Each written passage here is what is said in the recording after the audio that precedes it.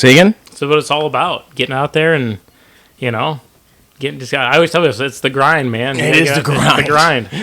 I'm learning that slowly after the first of the year. I'm like, I'm swamped in work, and I'm like, every day, and I'm just like it's literally like 8-9 hours a day on the computer just doing that, and then fitness and refereeing. It's just nuts, and refereeing's really taken off now because of all new year and everything else is just they're getting ready for preseason. Everything's going right now. So, how is preseason?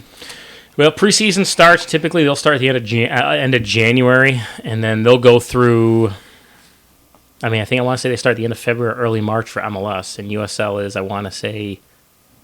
I haven't even looked. I want to say maybe mid-March, end of March. I gotta go back and look. Yeah. Yeah.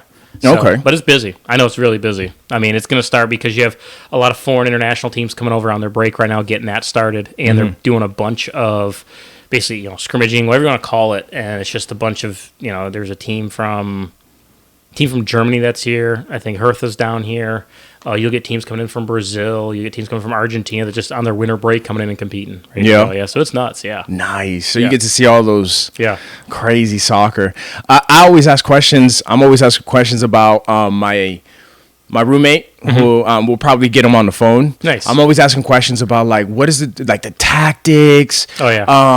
Why is it such a low scoring game? And then he would just reference football. Football is only 1-2 touchdowns. It's just worth 7 points. Exactly. You know what I mean? Yep. And it was funny. You obviously saw the FIFA World Cup, didn't you? Oh yeah, absolutely. Oh my goodness. I didn't see the first. I actually caught it on overtime, extra time, because I closed, so I was so tired, and I just woke up. I heard them screaming. That's how I woke up. When I think it was 2-2 or 3-2 or something like that. I heard them screaming. I'm like, what is going on? Yeah. And then I came down, and then they had the penalty kicks and all that, and I saw that. So it was funny. I still don't understand tactics. I play FIFA 23. I look at it. I've been watching documentaries on what's the guy's name? The Brazilian famous one that plays with Messi and Mbappe in PSG. The most famous soccer player, not Ronaldo, not Messi, the other one. Oh, Neymar. Neymar. Yes, Neymar. So. Yeah, I saw his documentary, and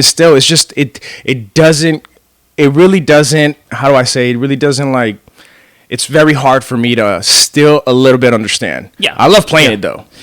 I would say it's much different in terms of, I tell people it's like a chess match. That's probably the best way to describe it. Okay. It really is, because you have different positions on the field, and it really comes back to the formation and the style of play, whatever the manager wants to play. So when you really get into the aspects of, hey, what is a 4-4-2? Are they an attacking 4-4-2? Are they a 4-3-3? Are they a 4-5-1? So understanding the formations can really, as a referee, we always look at the formations because we want to see where they're going to be strong, but then also where they're going to be susceptible in terms of if they can get caught, out of play, out of place, and they're susceptible to these counterattacks here. So understanding that from a referee perspective, also from a coaching perspective, because when I coached as well, we had to know, hey, they're playing this, so we have to try to attack this way against them, because if we don't, we're just going to fall right into their game plan of shutting us down and how they want to shut us down. So it gets very, the best way to describe it, it gets very, it's almost like a mind game. You're trying to outthink your opponent, but also trying to outthink the manager that's going on. So I always tell people, you just got to learn to learn it. You got to watch it, but then also understand it as a student of hey, they're playing a 4-4-2. Okay, what does that mean? Now, what am I looking for while the game's going on? So if you can pick that up while you're watching the game, and then also trying to understand it, here's from basically a textbook scenario, here's what it looks like from a textbook scenario. Oh, okay.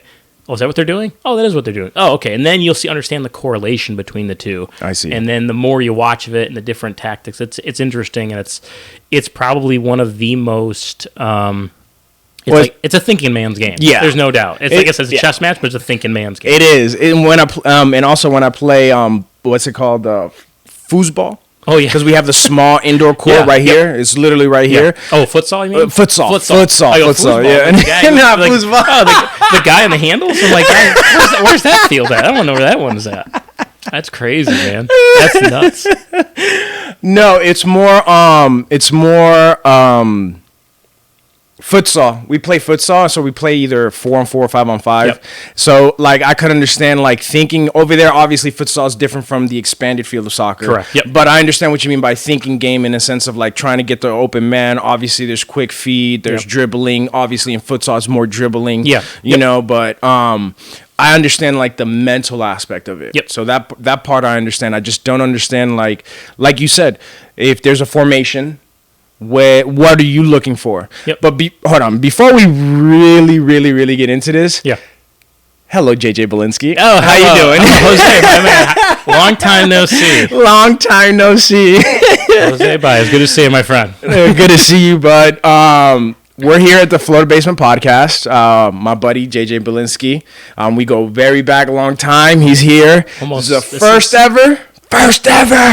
first ever video podcast, like legit. Yeah, legit. This is legit. The first one I had was with one camera, like super far away. Don't know how I did it. Now this is we got 2 cameras now. Yep. We're doing this. So that is awesome. But yeah, so you are a referee. Yes, I am. Yes, you are. National referee. Yes. Congratulations to your fiance. Oh, yes. Congratulations. Yeah, she is now a FIFA international referee representing the United States. I think one of 7 female referees on the panel. There's obviously assistant referees, but I believe that's one of 7 on the international panel. You know what's funny? There's in FIFA 23. In FIFA 23, they have women referees too, and there was one that was like tall, and it looked just like Alex. She's always that's going to be her MO. That's what's going to be known for her. The MO, the tall female referee. That's going to be her thing always, no doubt. Yeah. But congratulations on your fiance for real. So that's good. That's good. It's been a long. I always say it's been a long journey for her, and she worked really, really hard for it, and wish nothing. I mean, I'm just as excited as she is to get it. To have it, because it's just one of those things that I know how hard she's worked for, and we do a lot of fitness training together all the time. So, when we got the notification she was going to be, we were ecstatic and probably couldn't continue. It was kind of like a mini celebration. Now that it's fully there, it's like, oh my gosh, even more now. So it was a long time coming for her. I'm so ecstatic for her. It's great. Oh, is she going to be in the World Cup for 24? No, so yes, how that work? How it works for World Cups? They call them cycles, and they have a group of officials that they identify going to earlier tournaments and identifying them. So they call them cycles, and they kind of work with them through other tournaments. Mm-hmm. So not this one, maybe the next one. The next cycle coming through, it's not the Australia one, whatever the next one is after, it would be 20. So this one's going to be 2023. The next one's going to be 2027. I got to go back and look and see where the 2027 one is. So maybe that one. We'll see. I mean, I know that would be her dream, one of her dreams, to go work a World Cup like that. Yeah. So we'll see. Time will tell, and we'll see what happens in the near future. Now, how is there a specific, how can I say this? Is there like a specific, the organization of FIFA when it comes to the referees? Mm-hmm. You know how in MLB, we had to go to school. Yep. Right? From that school, we had to be in the top rank, and then we go to the evaluation course. Back then, not now. Back then, we went to the evaluation course, and then you were ranked, like competition, you were ranked, and then depending on where your rank is, you either get, excuse me, you get a contract to go to the minor leagues to umpire, or you become, what is it, the independent league? Oh, the one that was associated? Yeah, there's a lot of independent. It used to be called the Coastal Plains League. The Coastal Plains League, right? Which is like you didn't get a job, but you're somewhat hired, but like this is your, you didn't finish in the top to get a job, but we're kind of, when promotions happen, you're going to fill the next into the rookie reserves. Yeah, reserves. Basically that's reserves. Yes, reserves. Yep. And then if you don't get a call, you obviously don't make it unless they call you saying, hey, we want you in the Coastal Plains League, and then from there you could possibly move on. Yep. Is it the same thing like that when it comes to FIFA, or no? I would say yes and no, but it's much more broken down because it goes by country, and they have different. I wouldn't say country. It is countries, but then it's also the governing body of different regions. So that's right. We're in CONCACAF, which is the governing body for the entire Western Hemisphere, and then you have UEFA, and then you have CONMEBOL in which is I think Central and South America. Then you have AFC, which is like. I think it's like Japan, China. It's like all they're different. They call them confederations. Different confederations and governing bodies. So you kind of have to go through your country, be in the top in your country, and then also get identified by the regional basically body as saying, yes, you are part of this, and that gets, back to FIFA, and that's the representation. So it's kind of very similar, but just on a much broader scale, because you're competing with not just people in the United States, you're competing with people from Canada, Mexico. No, different countries. Yeah, when it comes to the regional aspect, obviously you represent your own country with that FIFA badge, but it's in terms of working tournaments and working different confederation tournaments, all that kind of stuff. That's it's broken down like World Cup time. That's kind of so. I would say it's similar like that in the United States, but it's much more on a bigger scale. On a bigger scale, it's the World Games. Correct. So you have looking at like possibly going to a World Cup. You're competing with a lot of different people from different countries. How do you stand out? Like how do you stand out? Because we know, or at least I know. Mm-hmm. Obviously, we both had different experiences in the minor leagues. Correct. Yep. You obviously are still refereeing professionally in soccer, right? Yep. We haven't umpired baseball in a long time. Oh yeah, correct. Yeah, it's been a while for me. I think I did some college baseball back in like 2015. I think it's been a long time. A long time. That's 7-8 years removed. That's quite a long ways away. Yeah, I retired. I retired. I was like over it. I was didn't even clean my clothes, just like baggy. At one point, I had what's it called? The balloon. The balloon. Literally my last 2.5 years umpiring with a balloon, not even with my gear. That's how bad I was. They stopped using those in the major leagues, I think, back in like 94, I think. 94? I think 94. It might have been 96. I was trying to bring it back. Retro day. He had the ballpark with Jose Baez. You already know. With a little 2-inch beanie on top of the head. That's how it always used to work back in the day. Let me go ahead. I'm sorry. The headband was messing me up. All right. So, at least from my experiences when it comes to they obviously liked if you were well dressed, well mannered, right? Depending on how you handle situations. Correct. On the field, right, with altercations with coaches and players, right? Yep. Obviously, there was. It seemed like they definitely wanted someone with authoritative presence, of course. Correct. Come on, now, they don't want a weakling. They don't want. Yep. Now they weren't emphasizing working out in the minors, not really. Yeah. But some of us looked apart. Yeah, you looked apart though. Yep. Correct. Now.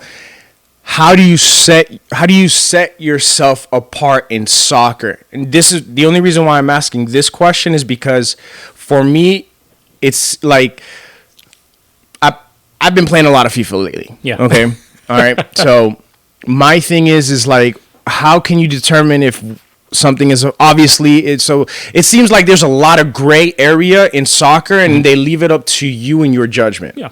Okay, so how do you separate yourself? Obviously, that 5% that is like crazy play, that is just obviously that's out of your control. We get that part. Yeah. But how do you set yourself apart? Like, is it just repetition with more games, more higher end games, or how does that work? It really works in the experience. You can never substitute experience. Okay, that's the one thing where you're never really going to see the same exact play ever again. It's always you're always going to have that same. It's never like, oh, it's kind of similar, but it's not. So when you have that wealth of knowledge to draw from over the experience of years of officiating, it's very good to have.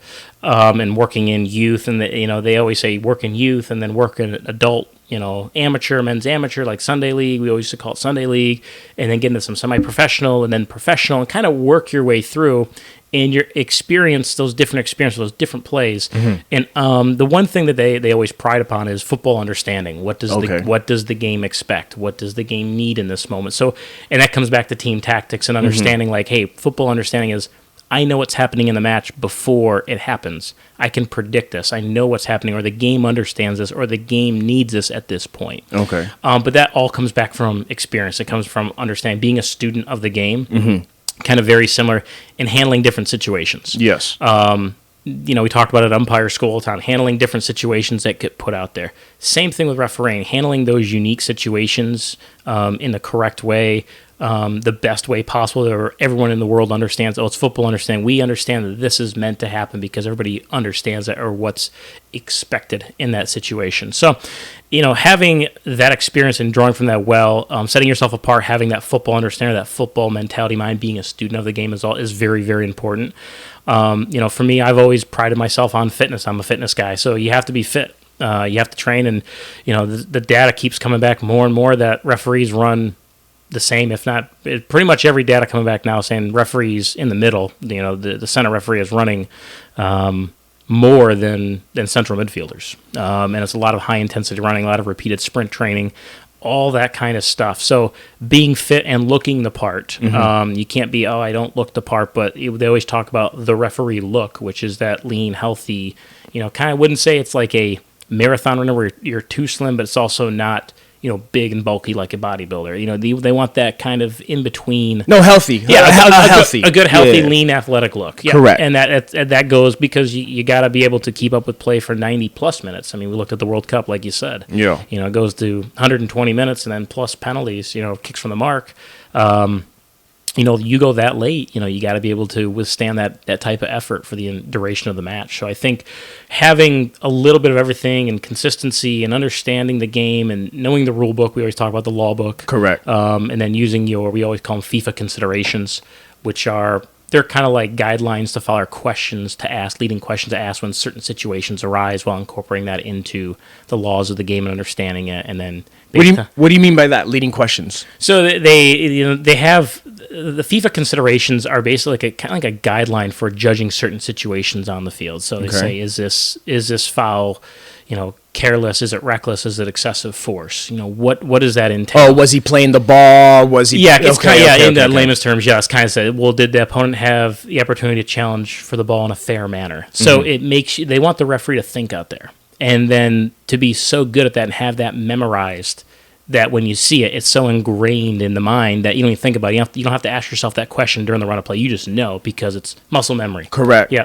And that's why you got to be fit, because all those questions while you're thinking. Correct. So that makes while sense. You're running, and you can't be thinking about why I'm so out of breath right now. You're trying to make a decision. I got to ask myself. So it puts a lot of mental load stress and a lot of physical stress on the referee. So there's a lot that goes into it, and I think that it's. I think any sports official's job, no matter what job it is, it's a difficult job to do, no matter what. Yeah. So.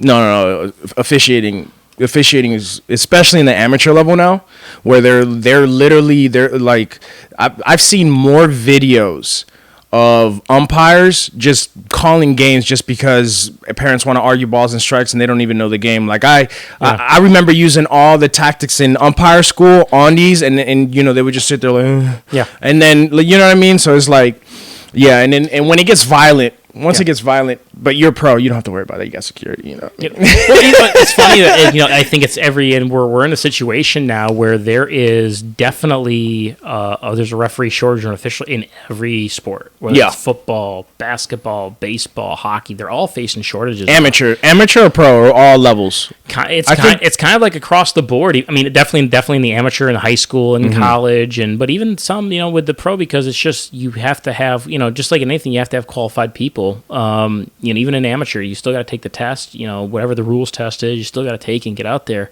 But a lot of the reason that a lot of people don't get into sports officiating is because the abuse. A lot of the verbal abuse they get from coaches, some of the parents. And they said, so there's it's really become. It's really become I wouldn't say a disease, but it's really at that point where you're losing people, and they're just the officials wouldn't be there if they didn't love it. Correct. They wouldn't be out there if they didn't love it, the game in some passion, some form. It's just in a different capacity. And every official I've ever known in any sport does not. It's not that they have no favoritism in who wins the game. They're an unbiased party. So it's not like, you're favoring, and no, that's never the case. So that I always find that amusing not amusing, but I find it funny that, there's people, you have a stake. I'm like, we have no stake in the game. Officials don't. We're an unbiased party. We're taught to do this job from a fair standpoint of what's fair for the game and what's fair for the two teams that are playing. So I always find that somewhat confusing sometimes when people are like, there's no favoritism at all. No, absolutely, none whatsoever. And that's the thing. But a lot of people, a lot of officials, they leave after some time doing it for a year or two, and they're like, I can't do this anymore because I can't handle the stress of being yelled at all the time, which, it happens, and some people can deal with it, some people can't, but understanding there's that boundary that people need to understand. I think we're at that point now with sports officials where there's a shortage just because people don't want to keep coming back. They don't want to face that stuff anymore. Yeah, they don't want to face that stuff. And I left because I was just disrespecting the game, to be honest. You know how they always talk about respect back in school? Course. Yep. Yeah, I was just disrespect. I didn't care. But again, balloon, dirty pants, baggy. Like I think I was a 34 and I was wearing like a 44 umpire pants. Had you know what I mean? Had to cinch him at the top. Oh, yeah. The belt was fully, oh, yeah. like fully, like the last notch of the belt, like tight as tight can be. The only reason I reference that is because I remember I thought I would be cool when I was a kid, and I wanted to wear I thought my brother was like the coolest guy on the planet, and I wanted to wear like his jeans. So I'm like in 5th grade, my brother's like got at least a good foot of height on me. My brother's like, he's got to be 7 years older than me, so he's got some age on me. So I'm wearing like all his old T-shirts. They're like coming down past my like almost to my knees, and I'm wearing like his jeans, and I'm pulling my belt over. I'm like, it was like the most ridiculous thing. So I can totally see that with you doing the same thing with those pants. Oh man, yeah, no, that's how I was. Can I ask you a question? Sure. You know soccer a lot. Yeah. Now, again, my roommate, he told me like even in like finals or championship, because apparently there's really no playoffs unless it's like a cup or something like that. Because I still don't understand the leagues, how that works, the rankings, the group stages. I understand it's pool play. I understand that. Like I understand the cup tournaments. I never understood the leagues, but he was telling me that. Like some teams just know that this team is better than our team, so we're just going to sit back and defend and wait for a counter, and then while the other team just has more possession. I've never understood that. I've never understood that mentality. We're just going to sit back here and, we're most likely going to lose because they're just a better team. That, to me, it was never in competition. Yeah. It's never been that way in the sense of like, they're the better team, but we ain't going to fight. Yeah. Like, you know what I mean? Yeah. Does that make sense? Like, now, I'm not saying they're not fighting. I'm just saying, why is that the tactic when that team is better or not? Like the part they're gonna call it packing it back or playing. Yes, they're packing it back. So it's technically because I remember playing high school and played college where what they're doing is they know their team is maybe technically better than them, maybe and physically better. They got a lot of individual skill and they play really well as a team, and they know they can't match up.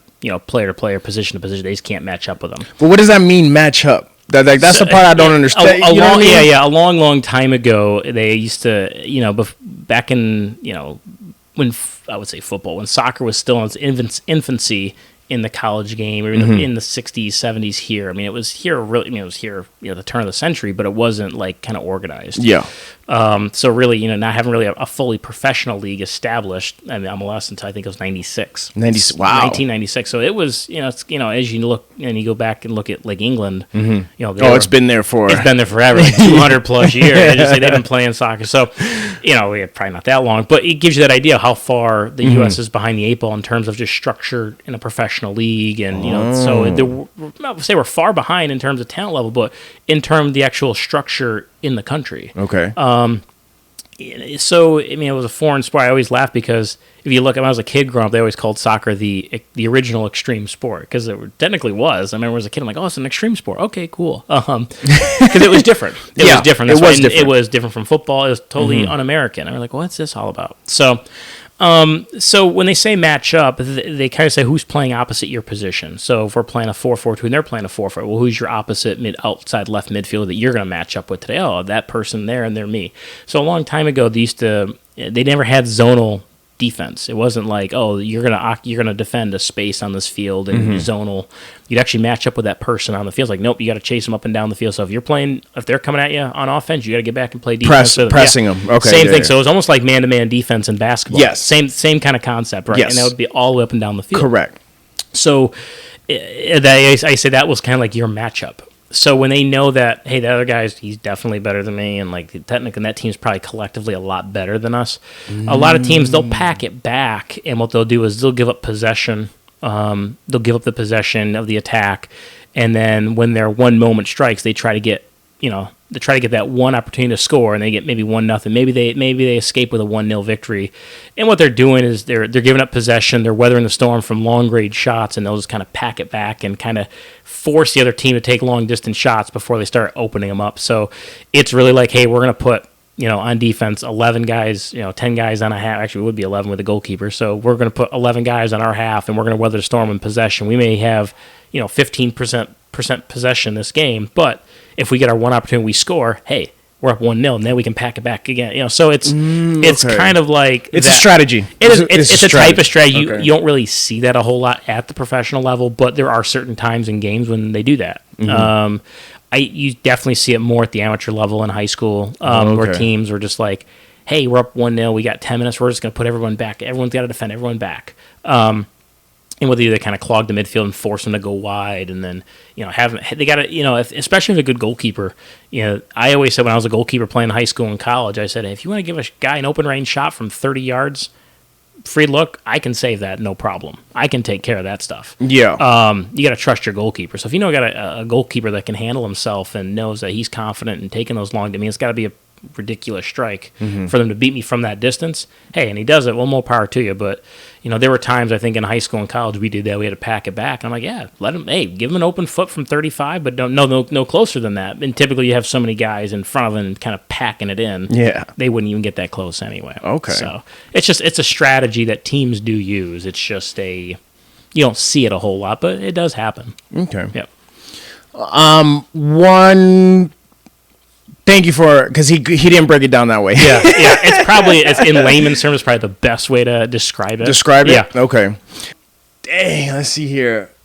Oh, that's right. We might as well get into it. Those are all so far until I come up with another soccer question. But you got it. Tell me about your dynamic athlete training, man. You got this. Hold on, let me go ahead and put that right there. Check it out. All right. New business cards. You were the first to have the business card. Oh, yes. Yep. Florida Basement. You seen it here first, ladies and gentlemen. You seen it here first, ladies and gentlemen, right here. Yep. Boom.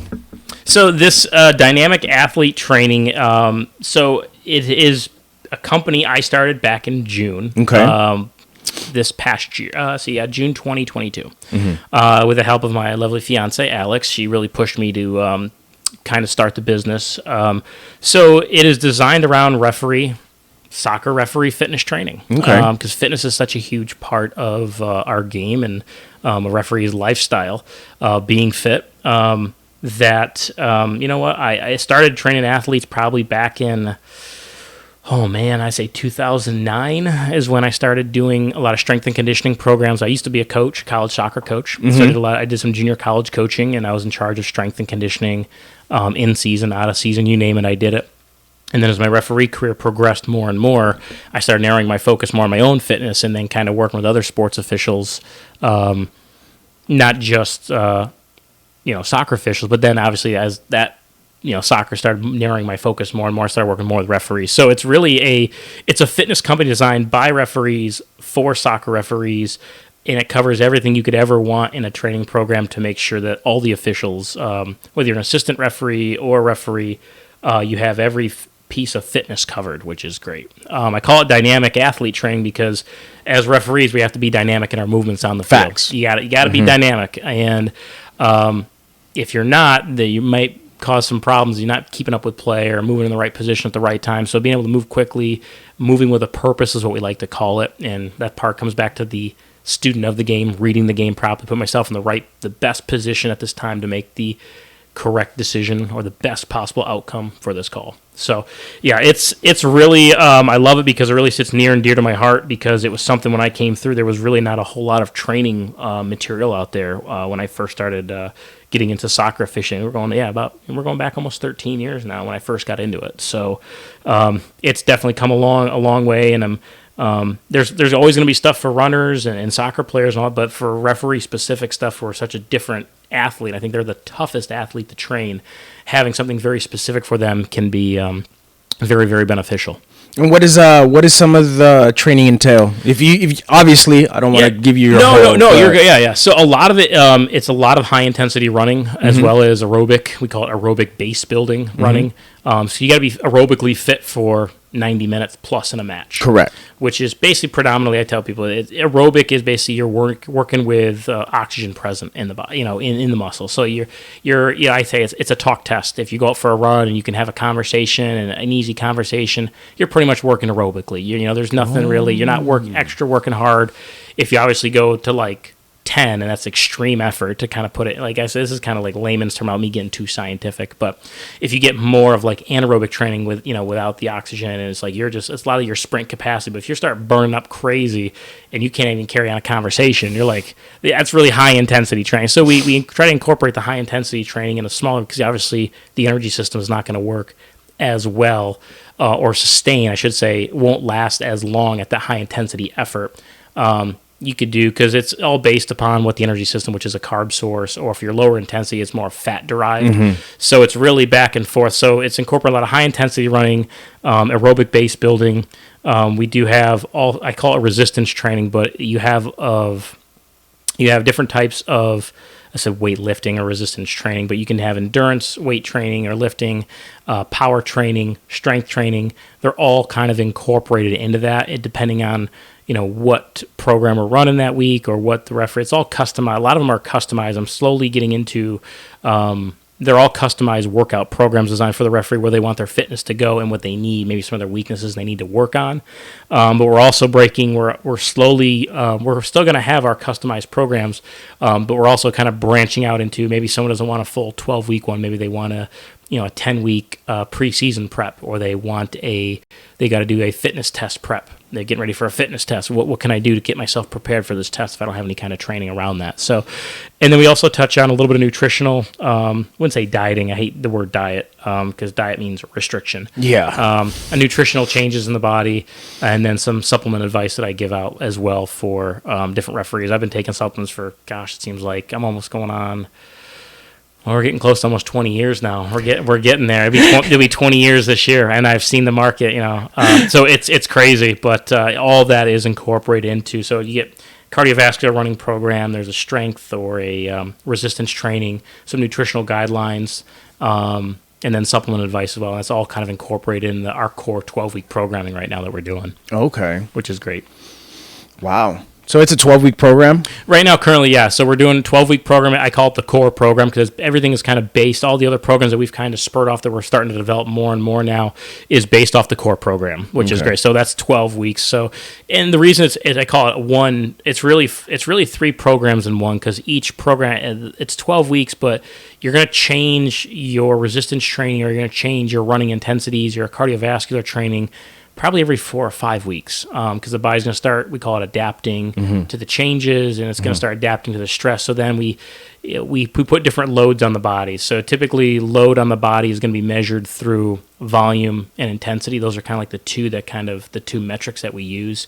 So it's like, hey, we didn't do this high of intensity. We did a lot of volume work those first 4 weeks.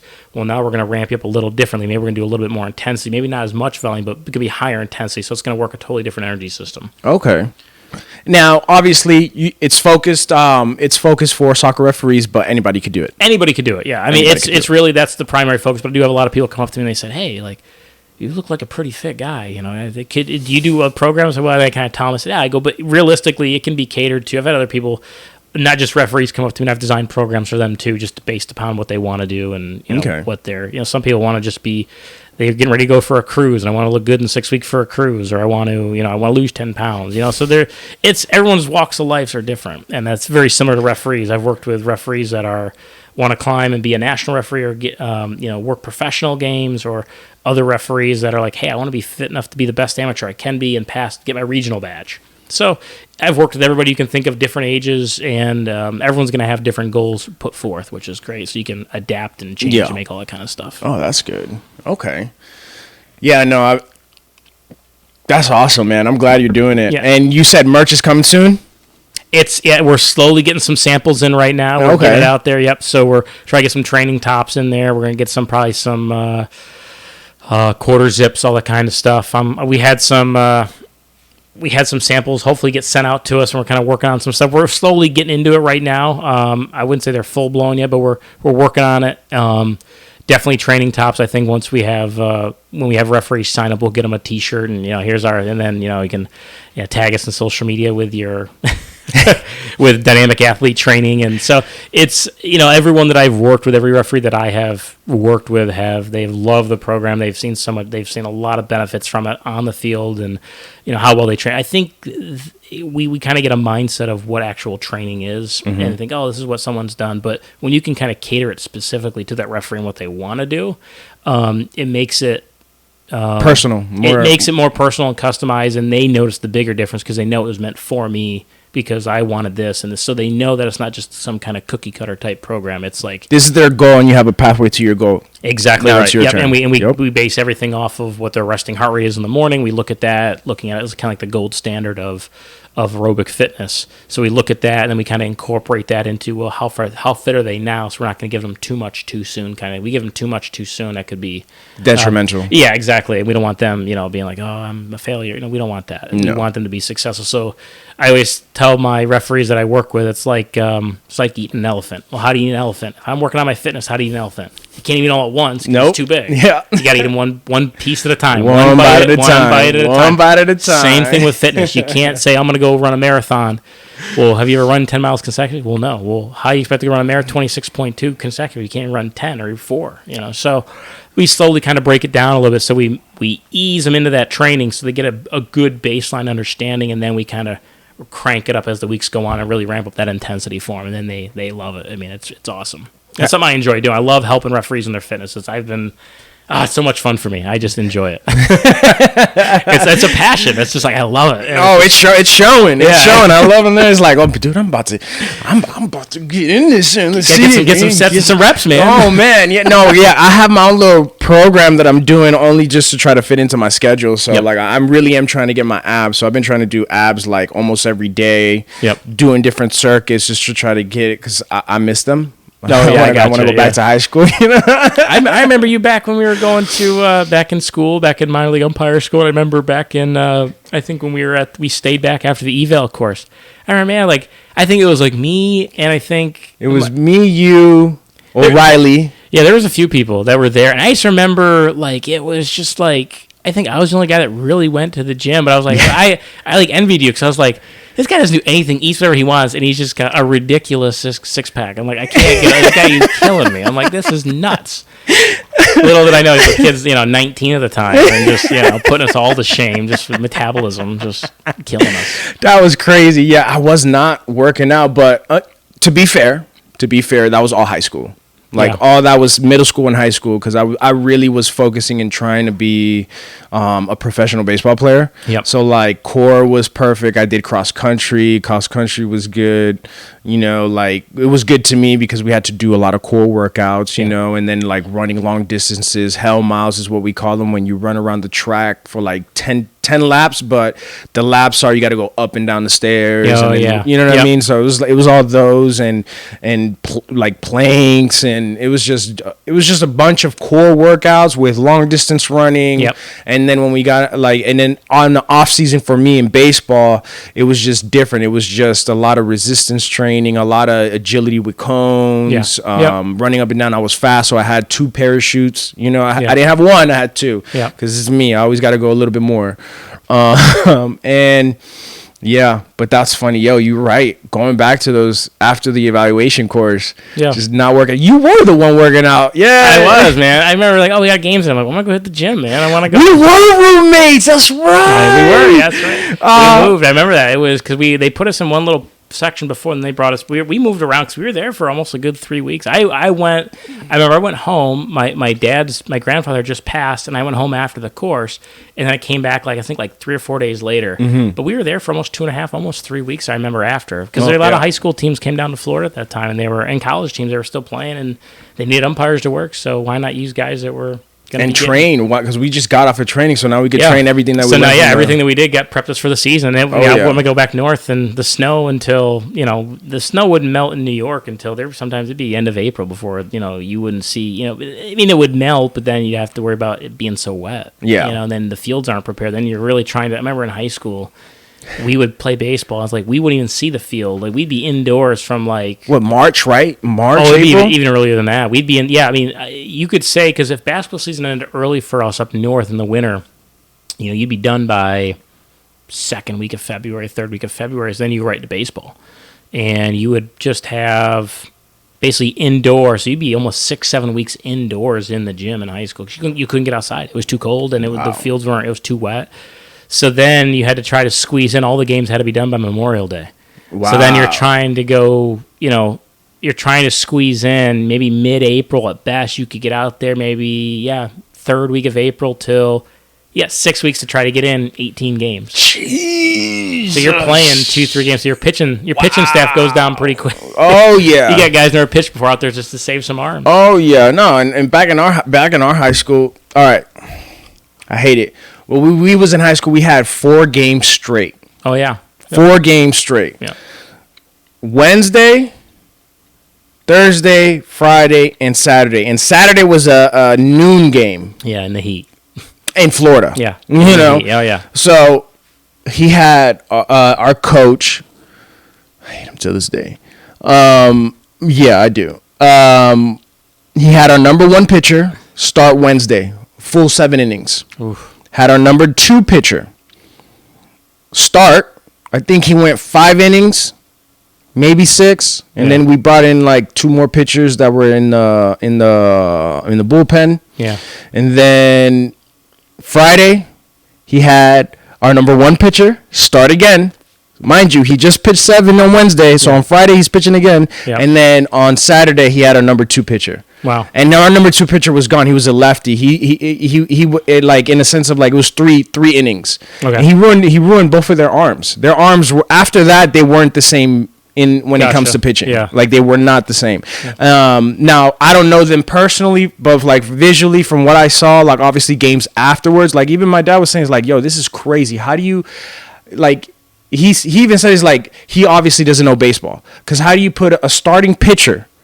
Like, first off, if you have 4 games straight, in high school, yeah. Unless you're in a tournament, but like, especially when you're in high school where these coaches are very power hungry and, unless you're in the right school with the right coach who knows scouts and stuff like that, like all these other coaches that don't know anything are like, never in the history of baseball have you seen that. A number 1 pitcher pitch on Wednesday and then 7 innings and then pitch on Friday again, 6 innings. Well, you wouldn't see it. I mean, I remember it.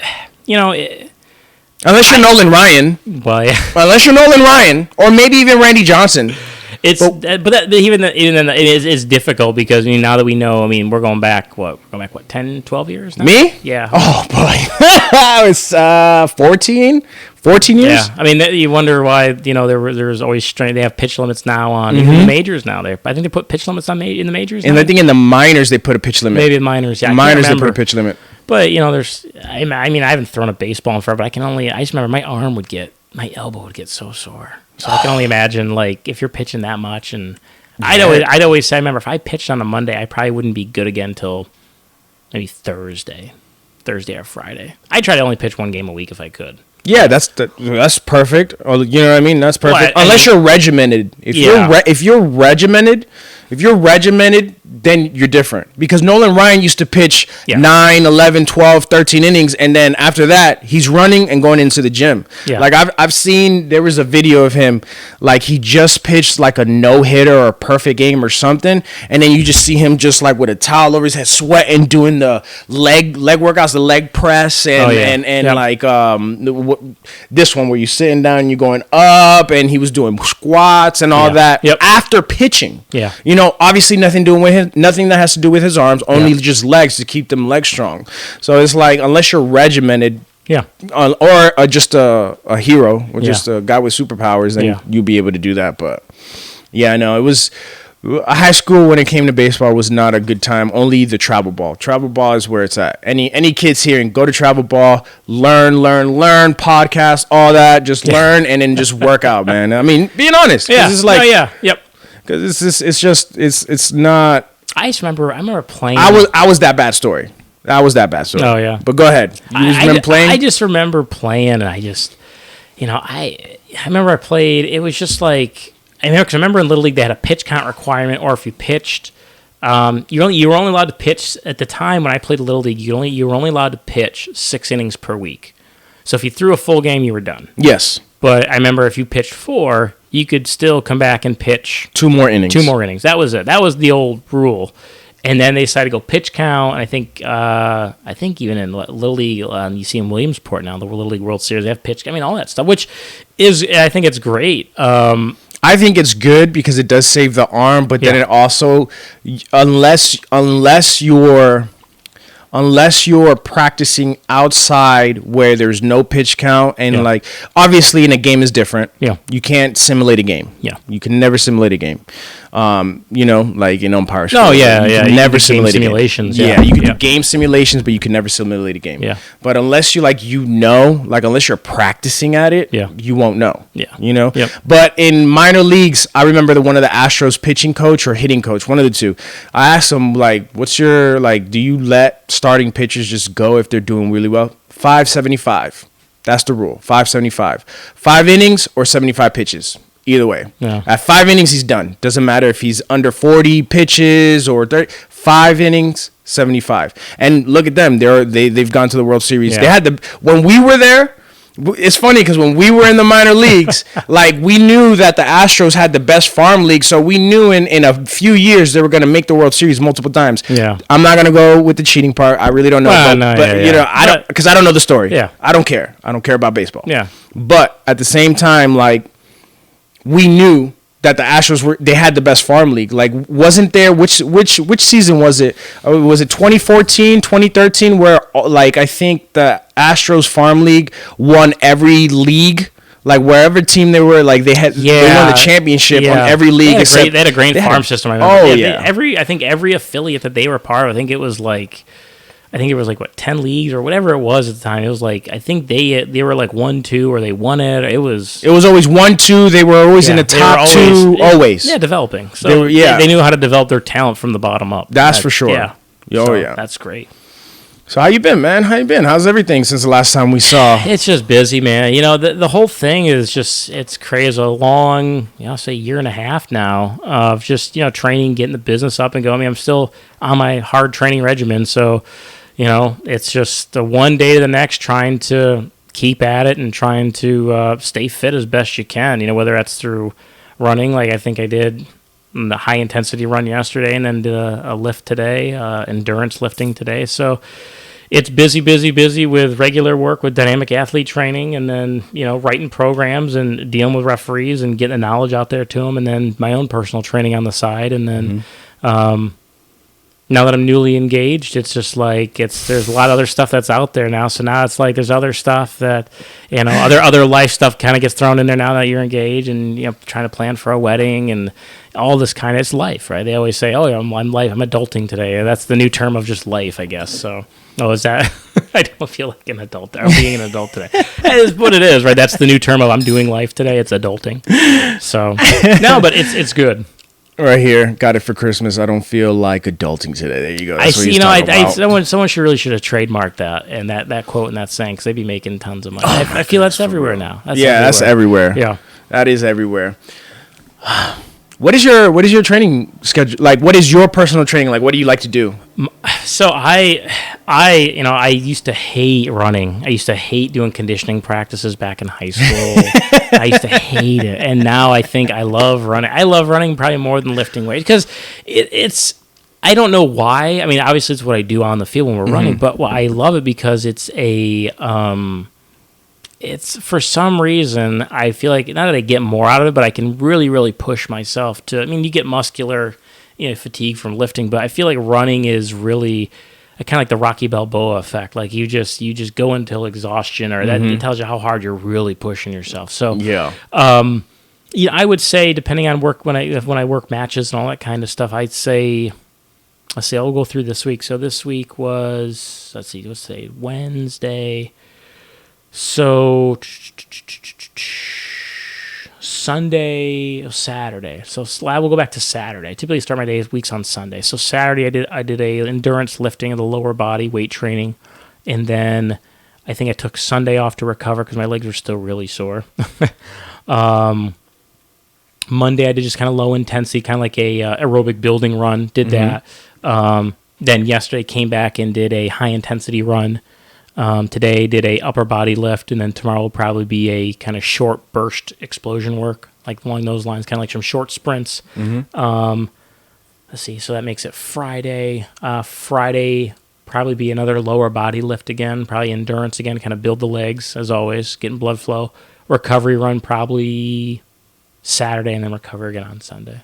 So you want to make sure you're recovered, but also still work. So there's different types of recovery and different types of, you want to make sure you're recovered from the lifting, but also trying to make sure you're recovered from, from the runs as well. We don't always feel as sore after a run like we do after a lift. But the cardiovascular, the heart gets taxed, the lungs gets taxed, and depending on how intense the run's with. So if you're running with a heart rate monitor, which I wear, you can see how much stress is placed on the body, how much load is put on that heart, and how much it's stressed. So you got to be able to adapt. And what are the key indicators for that? Like, if you wear a heart rate monitor like I do. So mine has a chest strap. So pretty much anybody that's a high-level rougher will have a chest strap because it's right over the source. Correct. So you get an immediate reading, and it's most accurate. So you're really looking at, depending on what you're trying to accomplish for the day, if you're really doing that high-intensity running, pretty much like anything above like 90% maximum heart rate is you're really huffing it. It's really intense. Okay. That's typically right around where they call it the lactate threshold, which is kind of really at that point where you're producing more. Lactate is a byproduct of intense training. And at some point when you have too much lactate, it makes the body too acidic. And it's kind of like that. But I always tell people it's like that burning feeling you're getting in your muscles when you're really pushing hard. You're breathing really heavy, and you're pretty much gassed. And you can't sustain that effort for very long. I mean, if I say, hey, go out and run a 5-minute mile pace, try to run it. At some point, you may even get like, I'm going to go run a mile in 5 minutes. You'll be like, okay, you can do it. You're going to burn through all your immediate muscle energy, and then kind of maybe tap into your stored energy and through your liver. But at some point, you're going to be like, I can't do it because you haven't trained properly and dealing with that lactate of how much it's producing. So, it really, so high intensity runs are going to be pretty much like anywhere from, I always say like 85 to 95% max heart rate. Wow. So for me, that'll be, my max is about 194. So I will peak out, I think the run I did last week, my high intensity run last week, I pretty much tapped at max heart rate, which I didn't want to. I did not want to tap there, but I think it was all a little bit more humid last week, so the environments do play a factor in humidity and how much heat. Okay. Where yesterday, the exact same run, I think I hit about 188. So that's that's probably about 95, 96%. So that's pretty intense for the high intensity runs, and that's where you want to try to get to. Obviously, you can't hold that for a long duration, but I always say a good key indicator is dealing with lactate, and we go back to like our fitness test training is, how fast did my body produce the lactate, that byproduct? But then it's a matter of how well am I getting rid of it, but also how well am I still being productive while I'm producing it? Like if I can still hit my set distances, maybe on my run that I'm hitting in a short sprint or whatever it is, and I'm still producing that amount of lactate, I'm basically dealing with that lactate and trying to dispel it as quickly as I can so I can get it and, how well I can work. And I call it a toxic, because it's really making your muscles toxic if you think about it. Correct. Because it doesn't like to work in those acidic environments. So I try to always explain is, we get to that fitness test, you get to those last 2-3 laps, you're pretty much sustaining right at that 95, 96%. Some people may hit max, and if you don't know how to deal with it, you've never trained at that threshold, it's going to be very difficult to try to keep doing the same productive work at the 75-meter run. It's going to be very difficult to try to hit if you haven't, this is how it's supposed to feel. This is how I'm supposed to be burning up. But if you don't know how to deal with that during the run, it's going to be very difficult to try to pass that. So I always say it's kind of like making friends with that, and kind of like petting the alligator, right? Because if you think about it, it's like you go pet the alligator, right? Well, how do you pet an alligator? Well, you can't just go run up because you got to be very careful in your approach and how you do it. Correct. And that's taken from a quote from a friend of mine. There's a running coach that I follow quite a bit on YouTube, Richard Diaz. High performance running coach. He is world renowned. He's got they call it a layer. It's his garage out in Southern California, but he's worked with over 5,000 different athletes, and he trains marathoners and baseball player, every athlete you can think of, he's worked with. And I followed his work probably for the last 2-3 years. During COVID, I really watched it intently, but he's really, really good at kind of presenting the material that he figures out what he knows, and then putting it out there for runners of every kind, and definitely the training aspect especially for ourselves as referees or a lot of soccer players. So I think that's good. That's good. What are your goals? What are your goals for at least, let's see here, 2 years from now, besides getting married, obviously. Oh, yeah. We got that part. Yeah, absolutely. Yeah. Shout out, Alex. The 20. I miss you. Thank you. You're a great host. You are a fantastic host. I miss you. All right? Well, 2023. Well, within the next 2 years, hopefully be moved into a house. Hopefully we're trying to find a place where we want to, get into a place where we can call our own. And, that's another big goal. That's one aspect of it. I'd love to have the business fully up and running to where, it's my goal. I said within 2-3 years, I want it to be like, hey, if you're a referee, you need fitness training, you got to go see this guy. This is the guy. The PRO and, even some nationals are always going to have their own. Some have like their sports scientist people. They have that.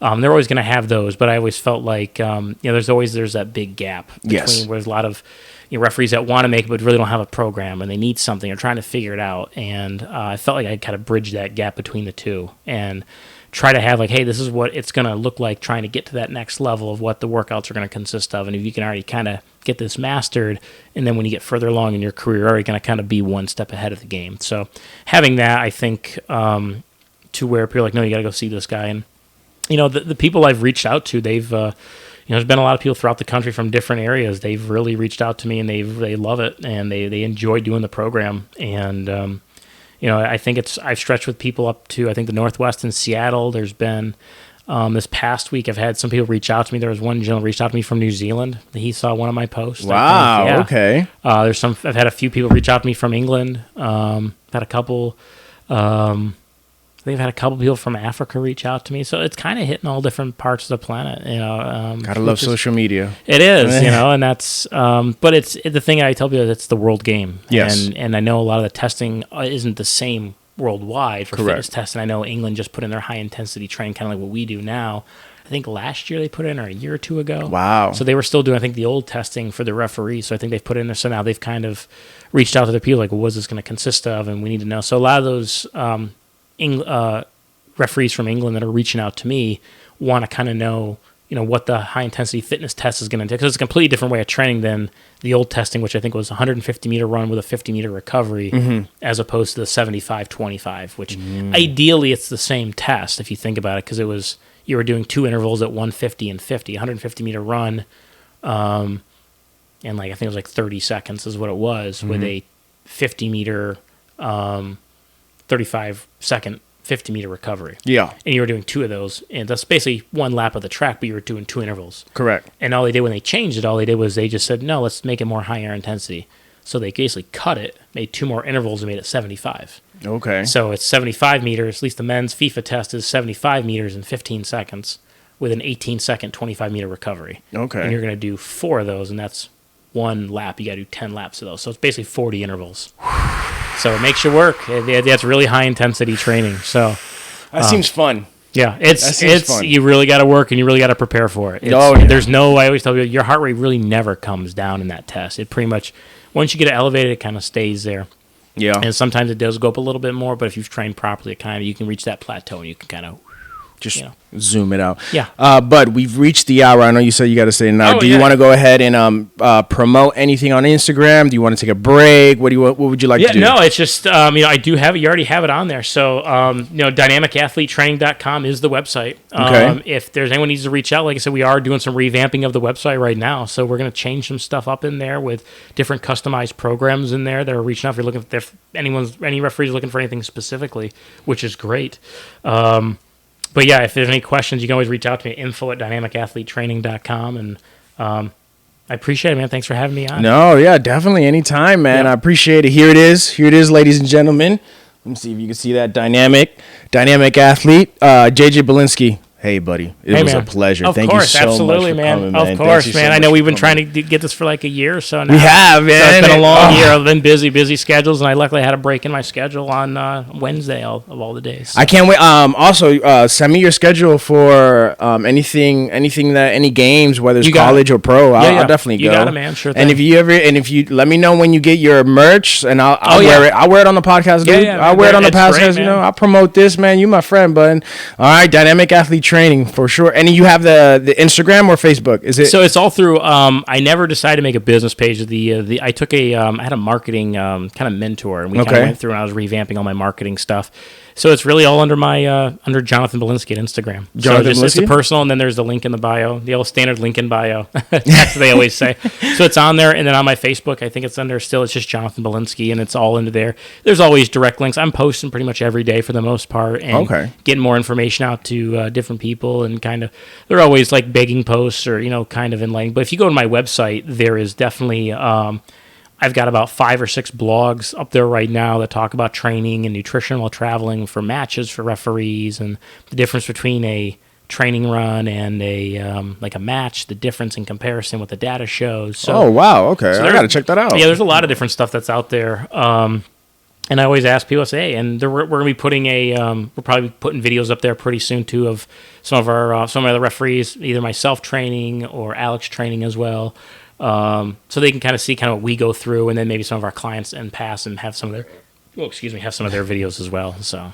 All right, perfect. Well, JJ, again, thank you for coming. Of course, thank you for coming. Absolutely. All right, bye everybody. Thank you for listening. And again, check it out, Dynamic Athlete. You want to get swole. You want to get swole. You want to get athletic. He got you. Dynamic. Referee or not, dynamic. All right. Thank you. Bye everybody. Oh, man, that was fun, man. Oh, it's good.